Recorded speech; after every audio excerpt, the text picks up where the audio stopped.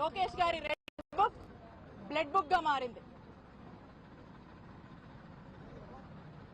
అధికారంలోకి వీళ్ళు వచ్చిన దగ్గర నుంచి మనం చూసినట్టయితే సామాన్య ప్రజల దగ్గర నుంచి వైఎస్ఆర్ కాంగ్రెస్ పార్టీకి సంబంధించినటువంటి దాదాపు యాక్టివ్ గా ఉండేటువంటి ప్రతి గురించి మనం చూసుకున్నట్టయితే 2500 మంది వైఎస్ఆర్ కాంగ్రెస్ పార్టీ నాయకుల మీద అక్రమ కేసులు నమోదు చేశారు.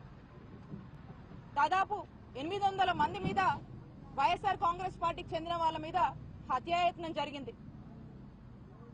390 మంది మీద దాదాపు హత్యా ప్రయత్నాలు, హత్యకు గురైనటువంటి పరిస్థితులు.